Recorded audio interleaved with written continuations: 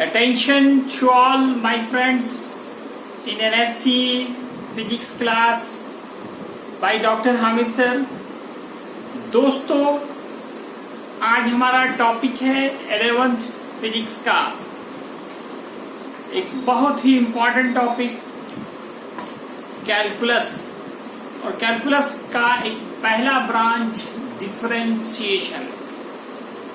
दोस्तों, 11th के पहले क्लास में मैंने आपको सिलेबस दिखाया था, दूसरे में कैलकुलस का बेसिक नॉलेज दिया था और बताया था कि कैलकुलस के दो पार्ट होते हैं, एक डिफरेंशियल कैलकुलस या फिर डिफरेंशिएशन या डीसी कहते हैं, और सेकेंड पार्ट इंटीग्रल कैलकुलस या फिर इंटीग्रेशन कहते हैं।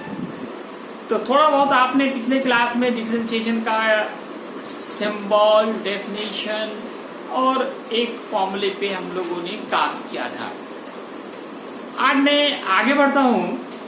आज आपको मैं डिफरेंशिएशन के उन सभी फॉर्मूलों को बताने जा रहा हूं जिनका यूज हमें फिजिक्स में करने हैं। 11th हो या 12th हो या फिर आगे जब तक आप फिजिक्स पढ़ते रहेंगे, कैलकुलस की जरूरत पड़ती होगी। किसी भी कॉम्पिटिशन्स में कैलकुलस पे बेस्ड न्यूमेरिकल्स बहुत ज्यादा रहते हैं, चाहे वो नीट हो, आईटी, जेईई मेंस हो या 12th बोर्ड भी हो, सभी में कैलकुलस के, डिफरेंशिएशन के, इंटीग्रेशन के जो क्वेश्चंस होते हैं वो रहते ही हैं, पूछे जाते ही हैं। ये बहुत आसान होता है और बहुत इम्पोर्टेंट होता है। तो दोस्तों, आज हम आपको डिफरेंशिएशन की बात बताने जा रहे हैं, डिफरेंशिएशन पे काम करने जा रहे हैं। डिफरेंशिएशन क्या है, ये डिफिनेशन आपने पिछले क्लास में पढ़ा था, the rate of change of one variable with respect to another variable. और मैंने शॉर्टकट में कहा था कि डिफरेंशिएशन का मतलब याद रखिए आप, rate of change. Rate of change का ही दूसरा नाम डिफरेंशिएशन है। कहीं डिफरेंशिएशन निकालना है, इसका मतलब रेट ऑफ चेंज निकालना है, कहीं रेट ऑफ चेंज निकालना है, इसका मतलब डिफरेंशिएशन निकालना है। जैसे आप वेलोसिटी क्या होता है, rate of change of displacement, तो वहां पे भी डिफरेंशिएशन का काम कर सकते हैं। एक्सीलरेशन आपने पढ़ा होगा, त्वरण एक्सीलरेशन, ये rate of change of velocity होता है, वहां पे भी हम डिफरेंशिएशन का यूज कर सकते हैं। तो दोस्तों, आज मैं डिफरेंशिएशन के उन सभी इंपॉर्टेंट फॉर्मूले को बताने जा रहा हूं जिनका यूज आप फिजिक्स में करेंगे, चाहे 11th हो या 12th हो या फिर आगे बीएससी, एमएससी, पीएचडी, जब तक आप करते रहें, पढ़ते रहें फिजिक्स खासकर। तो दोस्तों, पहला फॉर्मूला जो है, इसमें हम लोगों ने पिछले क्लास में भी चर्चा किया था कि y is equal to the x to the power n हो, तब आपका जो डिफरेंशिएशन होगा, डिफरेंशिएशन का सिंबल याद कीजिए दोस्तों, मैंने कहा था डिफरेंशिएशन का सिंबल 2d होता है, दो स्मॉल डी, एक अप एक डाउन, अप और न्यूमरेटर और डिनोमिनेटर दोनों में स्मॉल डी हो, और इसके साथ दो वेरिएबल्स लगे रहेंगे। कोई भी दो वेरिएबल्स हो सकते हैं, ये क्वेश्चन पे बेस्ड होता है कि कौन सा वेरिएबल होगा।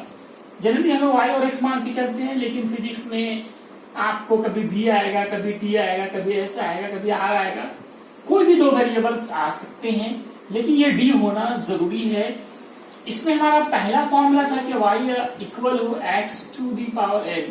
तो डिफरेंशिएट करते समय पावर को नीचे उतारते हैं और पावर में 1 माइनस करते हैं।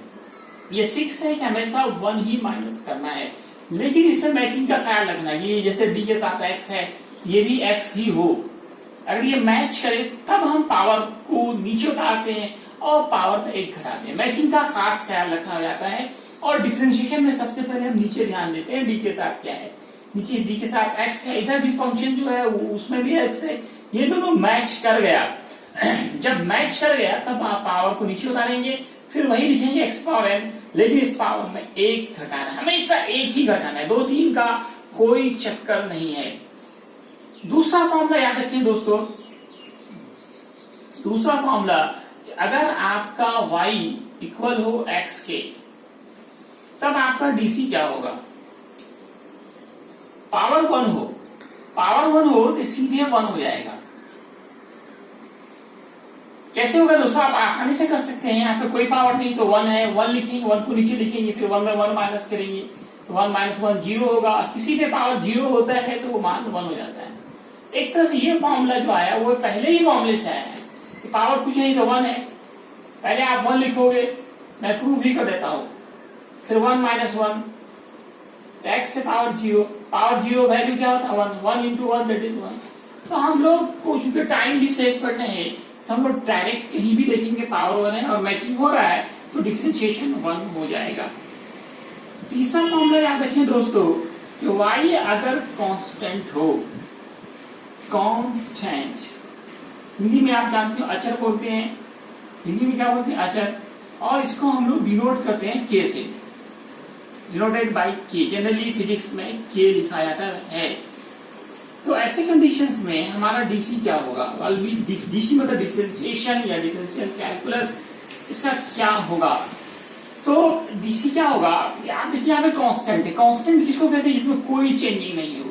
अगर कोई पूछे आपसे कि किसी कांस्टेंट में क्या चेंजिंग आता है तो आप क्या कहेंगे 0। इसलिए किसी भी कांस्टेंट का डिफरेंशिएशन हमेशा 0 होगा। सिर्फ कांस्टेंट हो तो उनका डीसी 0 हो जाएगा। क्यों होगा, तो डिफिनेशन से होगा। डिफिनेशन में आपके डिफरेंशिएशन में क्या लिखा हुआ है, द रेट ऑफ चेंज, और कांस्टेंट लिखा तो किसमें कोई चेंजिंग होता ही नहीं है। ये dy चेंज इन y है, ds चेंज इन x है, और ये कांस्टेंट है। कांस्टेंट में तो कोई चेंजिंग होता ही नहीं है, इसलिए किसी कांस्टेंट का डिफरेंशिएशन हमेशा 0 होगा। इस फॉर्मूले को उल्टा करके भी याद रखना, हम लोग उल्टा भी यूज होगा कि अगर हमारा dy बाई dx 0 हो जाए तब y क्या होगा, तब y क्या होगा, क्या होगा दोस्तों, कांस्टेंट हो जाएगा। इस फॉर्मूले को मैंने रिवर्स कर दिया, y विल बी कांस्टेंट। तो बहुत सारे फॉर्मूलों को प्रूव करने के लिए, जैसे law of conservation of momentum है, वहां पे भी हम लोग इसका यूज करेंगे, जिससे हमारा काम बहुत आसान हो जाएगा। आगे मैं आपको दिखाऊंगा। अगला फॉर्मूला कि अगर आपका कांस्टेंट भी हो, वेरिएबल भी हो, जैसे k भी हो, x भी हो, पावर n हो, अब आप डीसी में क्या करेंगे। अब जब आप डीसी निकालेंगे, डिफरेंशिएशन निकालेंगे, तो k रहेगा और जो पावर है इसको लिखेंगे और पावर में हमेशा 1 माइनस करेंगे, हमेशा 1 माइनस। कांस्टेंट और वेरिएबल दोनों हो तो याद रखें कि कांस्टेंट कांस्टेंट होगा और डिफरेंशिएशन जो होगा वो वेरिएबल का होगा। इसको मैं याद रखने के लिए कहता हूं, बताता हूं एक एग्जांपल कि जैसे बड़े लोगों के साथ है ना, जैसे पीएम है, सीएम है, इन लोगों के साथ आपने देखा होगा बॉडीगार्ड होता है। बॉडीगार्ड जब तक बॉडीगार्ड होता है तो उसको कुछ नहीं होता है। तो आप ये समझ सकते हैं जो वेरिएबल है ना हमारा बड़ा आदमी है, और उसके साथ जो एक कांस्टेंट है ना वो उसका बॉडीगार्ड है।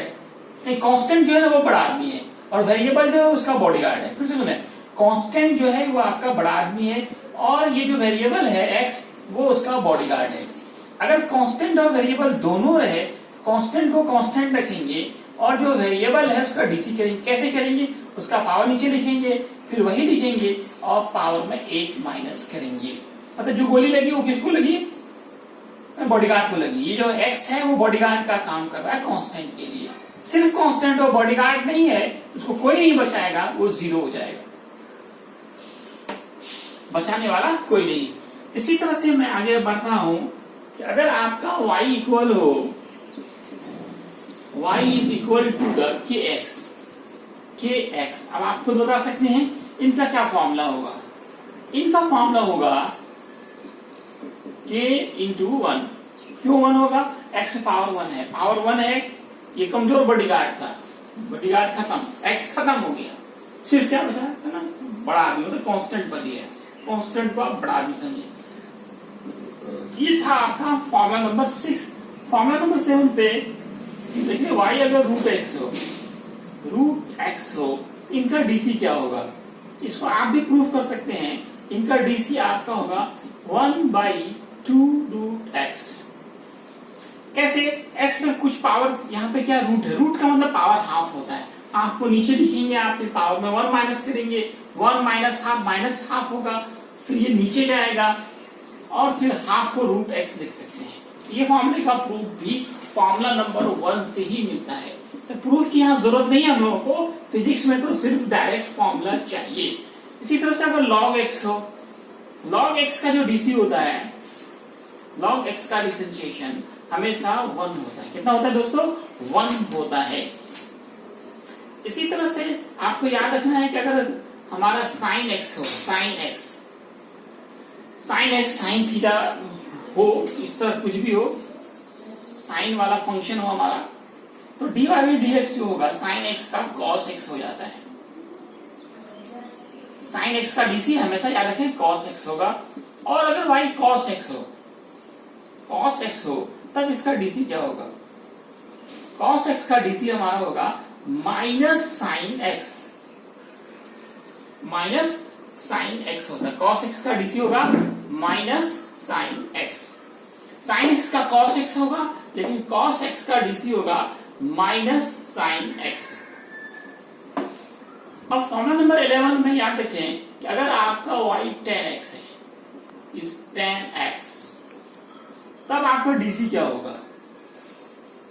थोड़ा अलग हटके है, ये ट्रिग्नोमेट्री नहीं है, एक नया मैथमेटिक्स है।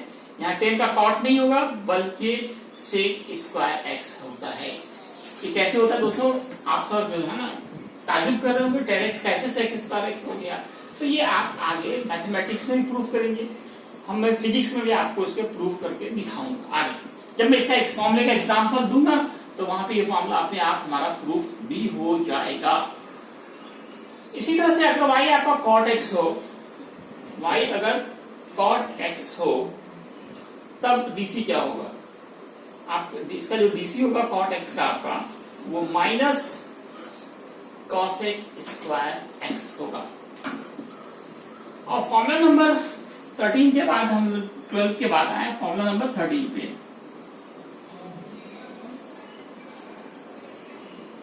अगर y साइन kx हो, साइन kx, अब देखिए साइन kx यहाँ पे फंक्शन के अंदर कांस्टेंट आ गया, तो यहाँ पे होशियार रहना है। इस फॉर्मूले का भी अच्छा यूज है फिजिक्स में। साइन है तो कॉस होगा ही, साइन x का कॉस x होता है। यहाँ भी साइन kx है तो कॉस kx होगा, लेकिन ये जो k है इसे आपको 2 टाइम्स लिखना पड़ेगा। k को एक बार पहले लिखेंगे, फिर कॉस करेंगे, कॉस kx लिखेंगे। फिजिक्स के लिए बहुत ज्यादा यूज होने वाला भी एक फॉर्मूला में से एक फॉर्मूला ये भी है हमारा। इसी तरह से 14 नंबर पे आते हैं। 14 में आप याद रखें कि अगर y आपका cos kx हो तब हमारा डीसी क्या होगा? क्या होगा इसको? होगा माइनस k साइन kx होगा। k माइनस cos है, देखिए cos x का क्या होता है? माइनस साइन x, वो तो होगा ही, लेकिन ये जो कांस्टेंट आ गया ना फंक्शन के अंदर, इसे 2 टाइम्स लिखना होगा। ठीक है, मैं इसको बोर्ड को मिटा रहा हूं ब्रेक के बाद। फॉर्मूला हमारा जो है वो एक एक्सपोनेंशियल फंक्शन है, e to the power x हो। अगर आपका y एक्सपोनेंशियल फंक्शन हो e to the power x, तो इसका डीसी क्या होगा? इसका डीसी हमारा यही रह जाएगा, e to the power x, no change.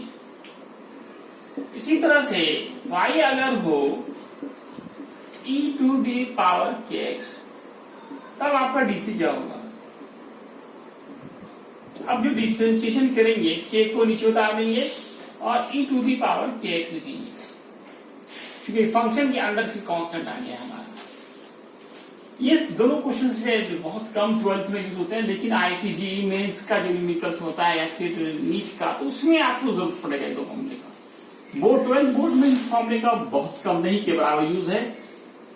और 17 नंबर जो फॉर्मूला है u इंटू वी, इससे बहुत दूसरे फॉर्मूले से प्रूफ होते हैं। इस फॉर्मूले से ही, जैसे आपका साइन है, tan x है, वो सारा फॉर्मूला सब, इन सब फॉर्मूलों से u इंटू वी वाले फॉर्मूले से आपका दूसरा फॉर्मूला सब प्रूफ होगा। तो पहले आप इस फॉर्मूले को देखें। अगर y हमारा u इंटू वी हो, u इंटू वी कहने का मतलब क्या है? दो वेरिएबल्स एक साथ हों और दोनों मल्टीप्लाई हो, into u into v, u भी वेरिएबल, v भी वेरिएबल, दोनों मल्टीप्लाई में एक साथ दो वेरिएबल आए, तब आप क्या करेंगे? तब क्या करेंगे आप दोस्तों? सबसे पहले u लिखेंगे, दूसरे को डिफरेंशिएट करेंगे।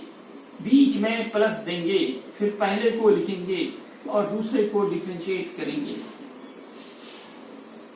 u into dy dx plus v into du, first function into differentiation of second function plus second function into differentiation of first function डालेंगे। इसी तरह से अगर आपका y हो u by v, u upon v हो, u by v हो, अब आपका dc क्या होगा दोस्तों? तब आज का जो डिफरेंशिएशन होगा dy by dx, v को ऊपर लाएंगे, हम नीचे वाले को ऊपर लिखेंगे, जो डिनोमिनेटर में जो हर है उसको पहले ऊपर लिखेंगे, ऊपर वाला अब उसको डीसी करके लिखेंगे, डिफरेंशिएट करके dy by dx, बीच में यहाँ माइनस होगा। अब आप ऊपर वाला को सेम उतारेंगे, u को u लिखेंगे और नीचे वाले को डिफरेंशिएट करके लिखेंगे dv by dx, हॉल पे बाई करेंगे और फिर जो नीचे है उस पर स्क्वायर कर देंगे। तो इन सब फॉर्मूलों पे जब एग्जाम्पल दिया जाएगा, उदाहरण दिए जाएंगे, तब बात समझ में आएगी। अब देखिए मैं आपको आगे जो बताने जा रहा हूं वो दो फॉर्मूले जो कि बहुत इंपॉर्टेंट फॉर्मूले हैं, जो फिजिक्स से रिलेटेड है, खासकर जैसे v फॉर वेलोसिटी का डिफरेंशियल फॉर्मूला क्या होगा। वेलोसिटी और एक्सीलरेशन का काम हमेशा फिजिक्स में पढ़ता रहता है। v तो वेलोसिटी क्या है? The time rate of change of displacement. अगर आप डिस्प्लेसमेंट को x मानते हो, टाइम को t मानते हो, तो दोनों में चेंजिंग निकाल के डिवाइड करेंगे dx by dt, तो ये हमारा डिफरेंशियल फॉर्मूला होगा, या ds by dt भी हो सकता है। ये तो मानने पे है कि आप डिस्प्लेसमेंट को क्या मानते हैं। कुछ बुक में r मानता है तो dr by dt होगा। खास के आप देखें पिछला क्वेश्चन नीट का, जेईई मेंस का, उन सब में वेलोसिटी से रिलेटेड डिफरेंशिएशन पे बेस्ड क्वेश्चंस रहते हैं, इसलिए 19 नंबर खासकर आपके लिए बहुत इंपॉर्टेंट फॉर्मूला हो गया। इसमें v फॉर वेलोसिटी हो गया, s x r, ये ऑल r जो है ये हमारा क्या है दोस्तों? डिस्प्लेसमेंट को छू, हिंदी में विस्थापन बोलते हैं, आपने पढ़ा होगा, डिस्प्लेसमेंट है। एंड t फॉर टाइम है, t फॉर टाइम है। इसी तरह से 20 नंबर पे देखिए दोस्तों, हम एक्सीलरेशन बताने जा रहे हैं। एक्सीलरेशन स्मॉल ए से डिनोट करते हैं, फॉर्मूला होता है dv by dt। एक्सीलरेशन का हिंदी आप अगर जानना चाहें तो आपने पढ़ा होगा त्वरण, dv by dt। एक्सीलरेशन क्या है? The rate of change, the time rate of change of velocity. तो dv हुआ चेंज इन वेलोसिटी, dt हुआ चेंज इन टाइम, दोनों को निकाल के डिवाइड किया, ये rate of change of velocity हो गया। The time rate of change of velocity is called acceleration. हर गाड़ी में देखिए एक्सीलेटर होता है, तो ना गाड़ी में एक्सीलेटर क्या करता है? वेलोसिटी को चेंज करता है। एक्सीलरेशन भूल जाइए ना, गाड़ी का एक्सीलेटर याद कर लीजिए। इसलिए dv change in velocity, dt change in time. पता वेलोसिटी का अगर फंक्शन, टाइम का फंक्शन दिया गया है, उसको हम टाइम के रिस्पेक्ट में डिफरेंशिएट करेंगे तो एक्सीलरेशन निकलेगा। और अगर v की जगह पे इसमें से किसी एक मान को बैठाएं, ये हमारा d square s by dt square, इस फंक्शन इस फॉर्म में भी, या d square x by dt square के फॉर्म में भी मिल सकता है। तो ये 19 और 20 नंबर जो फॉर्मूला है, ये खासकर कॉम्पिटिशन्स के लिए न्यूमेरिकल्स करना होगा, उसमें आपको बहुत ही काम आएगा। नेक्स्ट जो है पॉइंट आप याद रखिए कि फॉर मैक्सिमम वैल्यू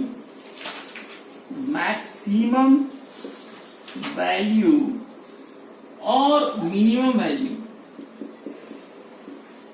ऑफ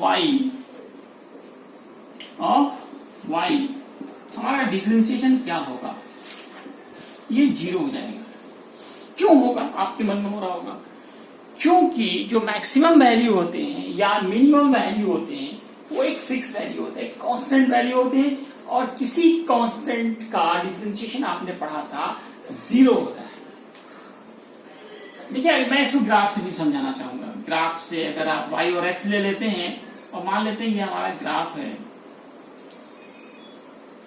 यहां से शुरुआत हो रहा है, इस पॉइंट पे आप देख सकते हैं वैल्यू मैक्सिमम है पॉइंट पर, और ये हमारा लेट बी पॉइंट है, यहाँ पे सबसे छोटा मान है। तो यहाँ पे एक फिक्स वैल्यू है, मैक्सिमम वैल्यू एक फिक्स वैल्यू, मिनिमम वैल्यू एक फिक्स वैल्यू, कांस्टेंट हो गया, और कांस्टेंट का डीसी 0 होता है। या स्लोप की बात करें, dy बाई dx की बात करें, dy बाई dx को स्लोप भी कहते हैं। स्लोप निकाले यहाँ पे tan 0 हो जाएगा, tan 0 0 होता है। यहाँ पे भी देखिए थीटा हमारा 0 होगा, ग्राफ एक्स एक्सिस के पैरेलल है, थीटा क्या होगा 0, और tan 0 क्या होता है 0। इसलिए किसी भी कांस्टेंट का डिफरेंशिएशन हमेशा 0 होता है, या मैक्सिमम या मिनिमम के लिए y का मान 0 होगा। अब इसमें देखिए अगर हमें डबल डिफरेंशिएशन करना हो, इसमें एक और कंडीशन है, कंडीशन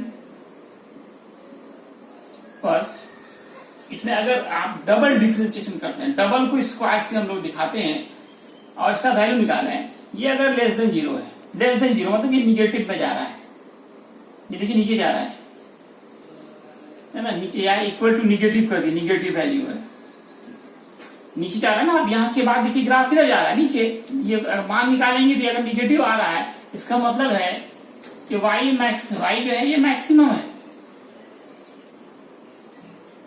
इसी में कंडीशन 2 ये रखे हैं, अगर ये डबल डिफरेंशिएशन करने के बाद ये हमारा पॉजिटिव वैल्यू आ रहा है, तब ऐसे कंडीशंस में y क्या होगा, हमारा मिनिमम होगा। तो दोस्तों 11th हो या 12th हो या फिर आगे के है ना कोई भी कंपटीशंस हो, इसमें डिफरेंशिएशन के सिर्फ इतने ही फॉर्मूलों की जरूरत पड़ती है। अगर आपने इतने फॉर्मूले याद कर लिए तो आपको जीवन भर कोई प्रॉब्लम नहीं होगा किसी भी कंपटीशंस में, और किसी भी फिजिक्स के न्यूमेरिकल्स को सॉल्व करने में, कैलकुलेशंस को सॉल्व करने में आपको बहुत मजा आएगा। दोस्तों पढ़ाई बहुत मजेदार चीज है, कंडीशन है, इसको आप लगातार पढ़ें, डेली पढ़ें, छोड़ छोड़ के ना पढ़ें। इससे आप दोस्ती करें, मन लगाएं तो ये भी आपसे दोस्ती करेगा। इसलिए भाई दोस्तों आप इसे ज्यादा से ज्यादा इसको आप लाइक करें, शेयर करें, सब्सक्राइब करें, अपने दोस्तों को बताएं, और ज्यादा से ज्यादा इसको एक बार नहीं समझ में आ रहा ये वीडियो है ऐसा नहीं खत्म हो जाएगा। क्लास में तो प्रॉब्लम होता है कि एक बार सर चले गए तो फिर कौन समझाएगा, तो इसमें तो सर हमेशा हमेशा के लिए है। आप जितना बात देखना चाहें 1 टाइम 10 टाइम 1000 टाइम्स तो आप देख सकते हैं, समझ सकते हैं। धन्यवाद।